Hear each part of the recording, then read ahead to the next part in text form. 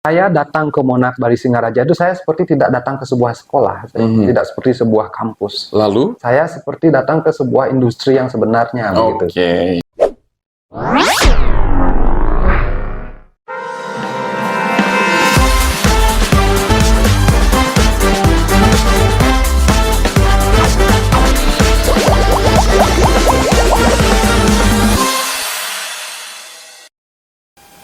Hello Briders, ketemu lagi di Broadcast Moraja barengan Mr. Rajif. Dan seperti biasa di Broadcast Moraja itu kita akan ngobrol bersama tamu-tamu yang pasti akan memberikan inspirasi dan motivasi.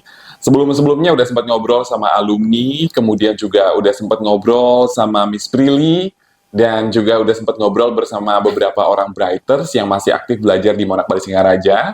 Nah, kali ini Mr. Rajif kedatangan salah satu tamu dari Undiksa Singaraja yang bersedia untuk diajak berbincang-bincang di Broadcast Moraja kali ini ya.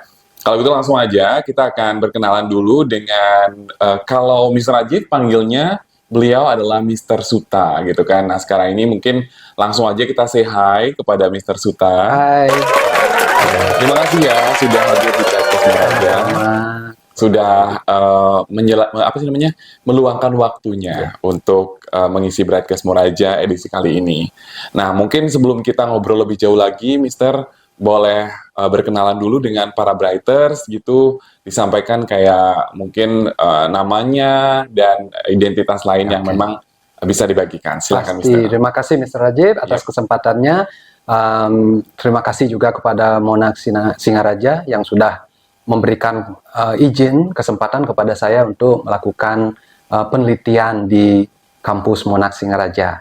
Perkenalkan, nama saya Imade Suta Paramarta. Saya bertugas di Universitas Pendidikan Ganesha di jurusan Bahasa Asing, Fakultas Bahasa dan Seni.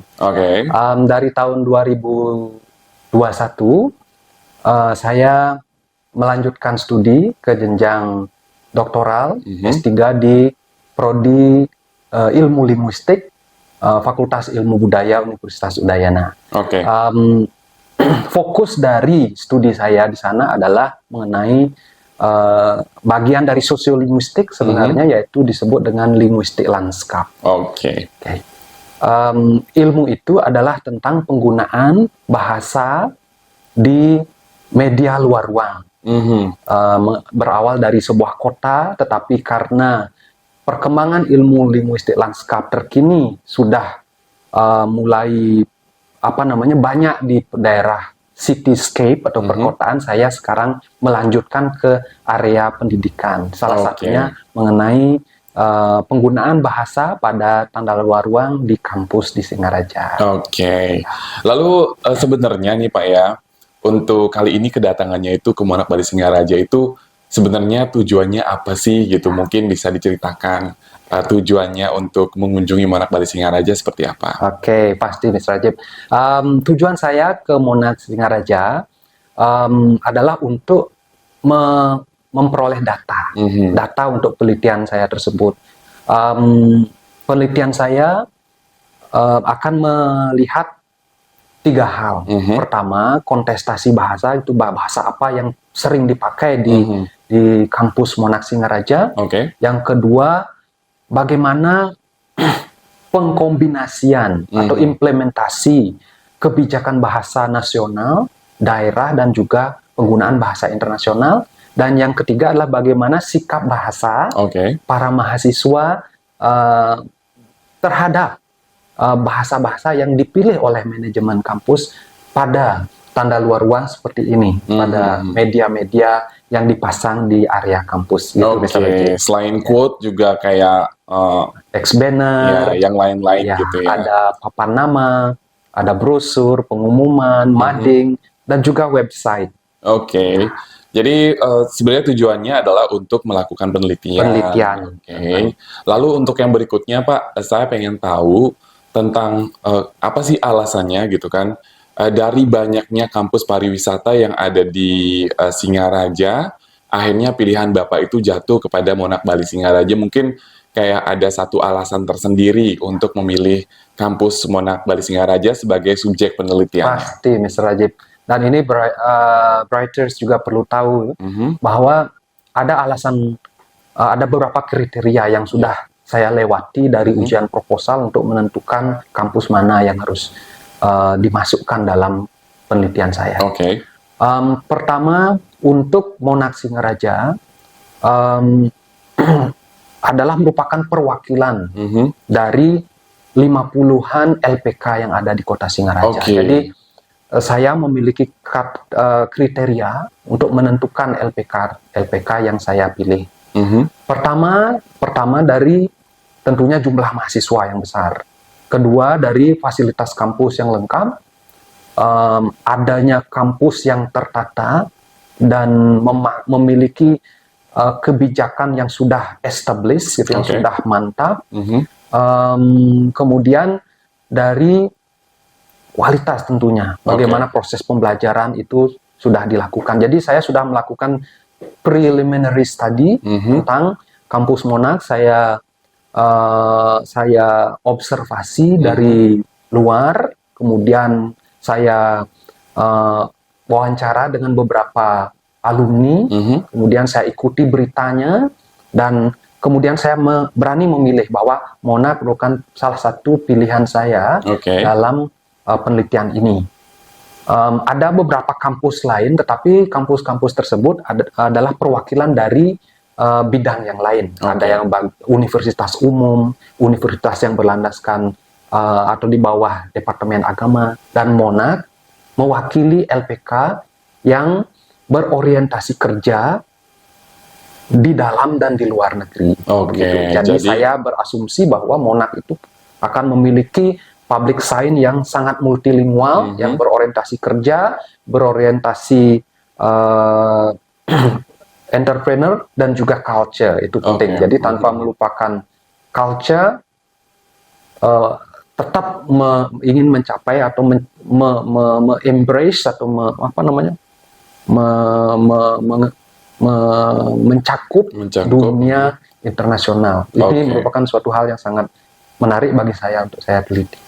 Jadi itu alasannya kenapa Bapak akhirnya memilih atau memantapkan diri untuk melakukan penelitian di Monax Bali Singaraja. Gitu. Jadi ini untuk penelitian akan menuju ke gelar apa? Ya, ini adalah sebuah disertasi, proyek disertasi untuk mencapai gelar S3. Gelar doktor. Berarti ini doktor ya? Ya, doktor di bidang ilmu linguistik. Memang saya masih dalam proses yang lama. Setelah ujian yang sangat panjang, saya akan melewati 5 kali ujian. Setelah ini akan saya menghadapi ujian yang ketiga, yaitu hasil yang saya temukan di lokus-lokus penelitian yang saya kunjungi. Lalu berikutnya Pak, tadi kan kayak Bapak udah sempat mampir juga ke beberapa park yang ada di Monax Bali Singaraja. Mungkin itu nanti kita akan bahas di next aja. Nah, tadi juga Bapak mungkin sudah sempat melihat bahwa beberapa alumni dari Undiksa, jurusan D3, itu kan ada yang bekerja di Monax Bali Singaraja gitu kan. Gimana nih kesan Bapak akhirnya melihat beberapa mahasiswa yang dulu sempat Bapak ajarin, atau alumni dari Undiksa ya, D3 itu, ternyata berhasil menjadi staf di sini, dan juga berhasil kayak mengajar juga, menjadi tenaga pengajar di sini. Ini merupakan suatu hal yang sangat membanggakan saya secara pribadi dan juga institusi saya, Universitas Pendidikan Ganesha.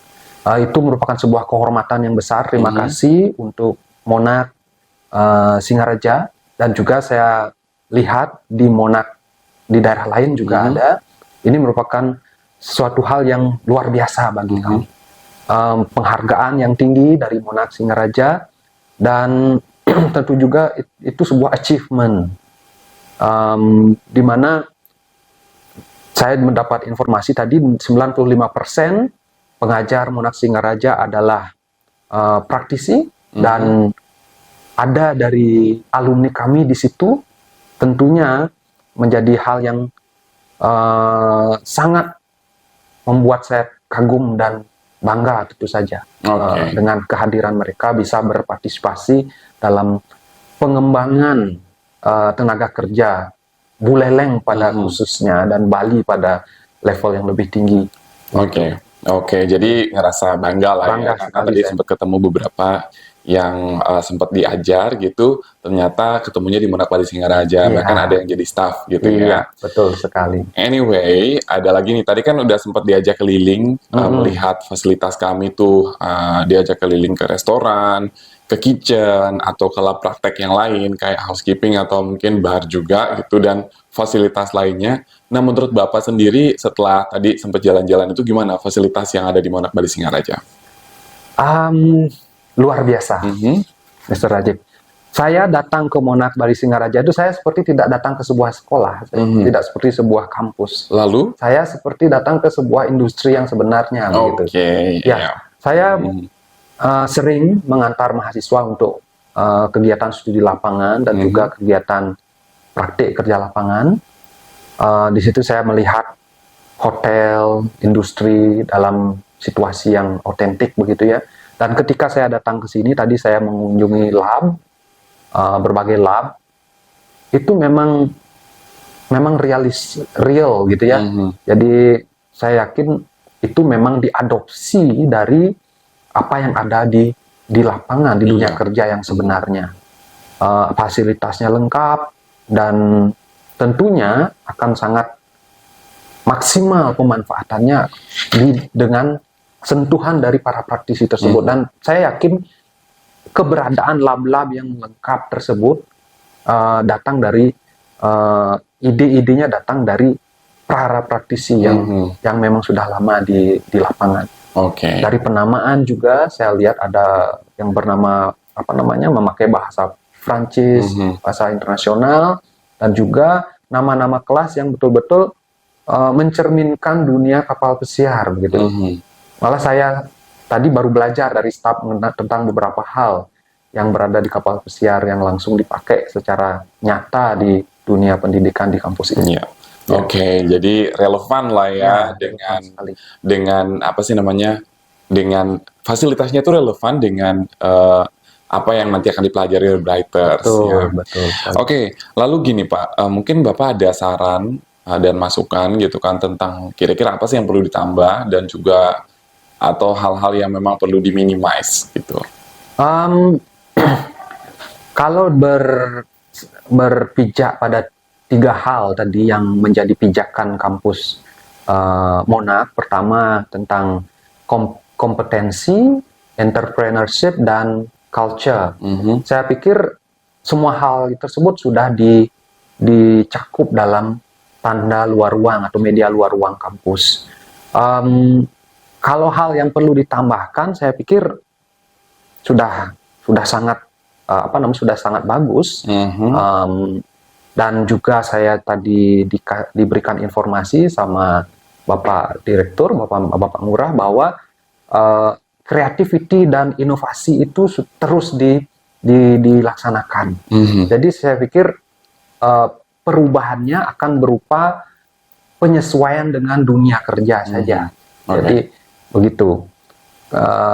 Saya pikir begitu saja, yang tidak ada hal yang perlu. Jadi saya pikir sudah sangat bagus Oke. untuk sebuah kampus. Ya.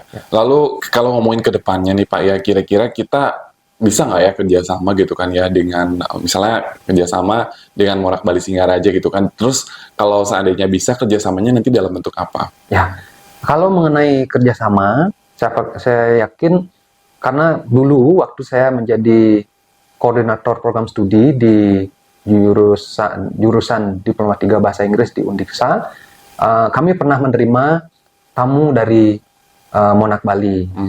Saya masih ingat waktu itu ada Bapak Sudi, ada Bapak Ngurah, Bapak Kadek, Wakil Direktur yang ikut ke sana, dan juga ada staf yang lain waktu itu membicarakan tentang kerjasama bagaimana mengirim mahasiswa ke kapal pesiar. Oke.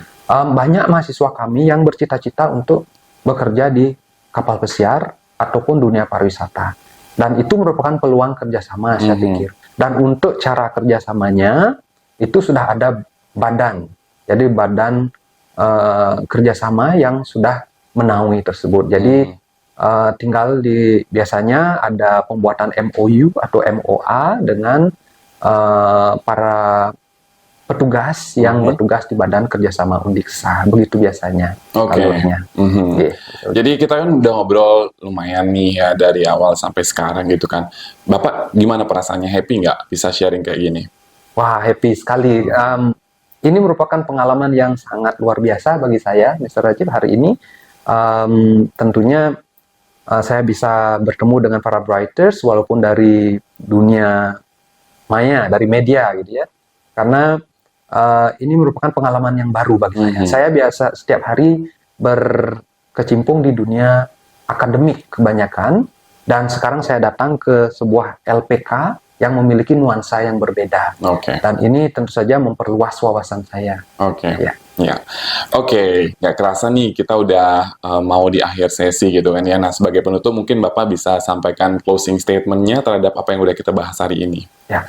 Terima kasih Mr. Rajib, terima kasih pada Monarch Singaraja, dan segala hal yang segala bantuan yang diberikan kepada saya dalam proses penelitian ini, dan pesan untuk para writers setelah terjadinya pandemi COVID-19, mari kita bangkit bersama dengan berbagai usaha, tenaga, tetap belajar, dan selalu optimis bahwa kita, masyarakat Bali Utara, para generasi muda, dan Bali pada umumnya bisa berkompetisi di dunia internasional. Salah satu cara yaitu tingkatkan kompetensi, bangun jiwa entrepreneur, dan juga jangan lupakan culture kita sebagai orang Bali. Terima kasih. Oke, terima kasih banyak untuk Mr. Suta sudah hadir Sama-sama. Sudah hadir di Broadcast Moraja. Semoga next time kita bisa undang lagi untuk ngobrol lebih banyak gitu kan. Untuk Brighters juga yang selalu menyaksikan Broadcast Moraja, semoga aja bisa terinspirasi dan termotivasi dengan perbincangan kita kali ini bersama Mr. Suta. Oke, kalau gitu langsung aja Mr. Rajib akan undur diri ya. Tapi sebelumnya Mr. Rajib mau ingetin buat yang belum subscribe, silakan di-subscribe dulu. Lalu jangan lupa untuk like video-video kita dan di-share. Dan yang pasti selalu saksikan Broadcast Moraja di channel YouTube-nya Monarch Singaraja agar selalu mendapatkan inspirasi. Mr. Rajib pamit, sampai ketemu di Broadcast Moraja edisi selanjutnya. Bye everyone!